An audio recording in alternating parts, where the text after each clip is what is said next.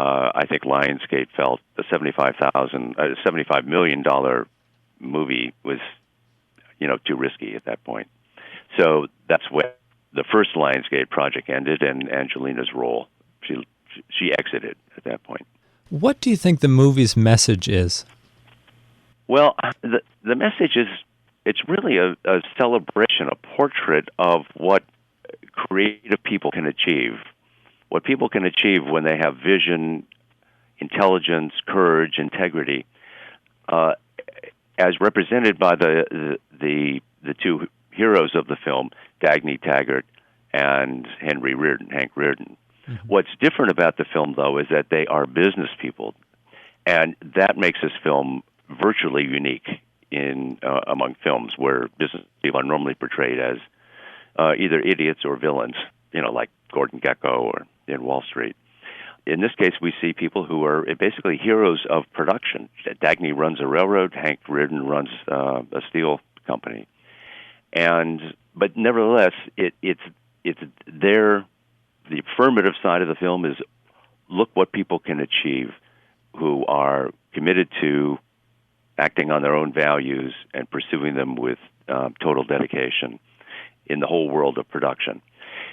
The other side of the story, though, is that they are hampered and opposed and undermined, really, by political people who want to regulate them, by crony capitalists who are in bed with the politicians and conspiring in many cases against Hank and Dagny and the other heroes. And the way the story is told has these eerie parallels with what's happening today as government expands and into one industry after another and taking over healthcare, regulating autos, buying auto companies. So this is both an affirmative vision of what human beings can be if they live with integrity and pursue their dreams and refuse to sacrifice them. And at the same time, a warning story about what happens when government interferes with them. You're listening to WRHU Radio, here with your host, Gary Duff, on 88.7 FM. We are joined by the Executive Director of the Atlas Society, David Kelley, who's played a pivotal role in the making of the new movie, Atlas Shrugged Part 1.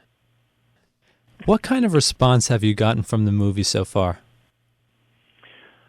Well, the responses, there, as you may know, the movie has been promoted largely through online and social media, and it has just galvanized not only people who consider themselves objectivists on the Ayn Rand's philosophy, but a wider audience of libertarians, conservatives, Tea Party people.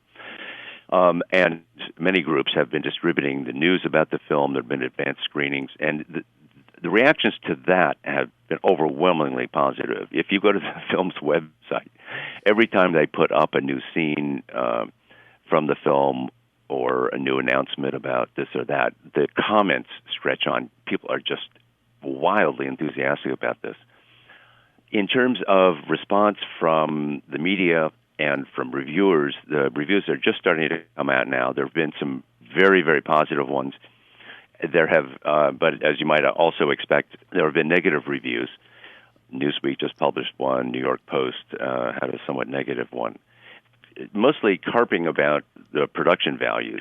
But I strongly suspect that the real issue is that the reviews are being written by people who really just don't like the message, who are not, don't like the pro-capitalism of the movie.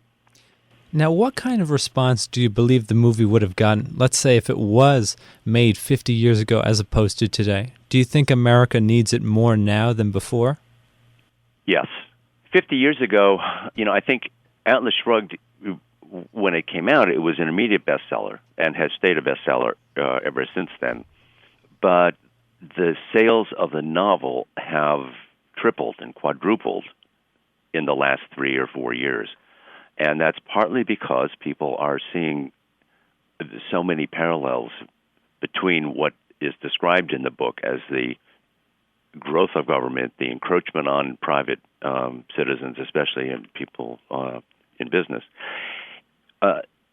50 years ago, many of those regulations we had, partially we had at the beginnings of a welfare state, but they were relatively smaller. Ayn Rand's genius was that she could extrapolate from what she saw and said, if this growth continues, here's what can happen.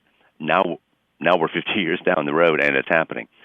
So it makes it a lot easier for people to see. I think that had it come out 50 years ago, all the people who love the book would have gone to see it if it was well made.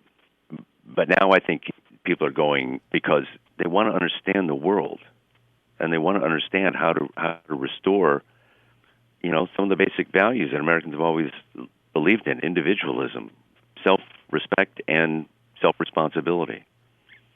Is that what you hope people take away from this movie? Yes. Okay. I hope people get the message that you can be a Hank Rearden, you can be a Dagny Taggart on whatever level and in whatever field you work. It's inspiration. But I hope also people take away, wait a minute, business guys are not the bad guys, are they? Just because they're in business and make money. Depends on whether they're earning their money by honest production and trade, or whether they're getting their money from having Washington connections and taking, tax money or squelching their business competition by government force. So I would like to have people take inspiration for their own lives about the film, whatever their political views are. But I also hope it alerts people to, the deeper meaning and the problems, the destructive problems that arise when government expands in the way that it has. David Kelley, where can we go if we want to learn more information about this? First of all, about the movie, I have to recommend the official movie website. It's www.atlasshruggedpart1.com.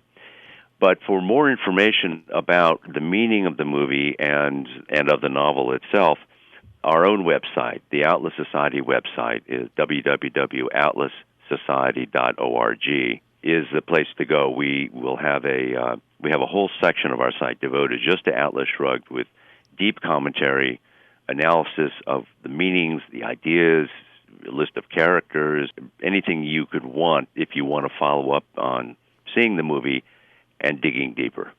The Executive Director of the Atlas Society, David Kelley, thank you for joining us. Thank you, Gary.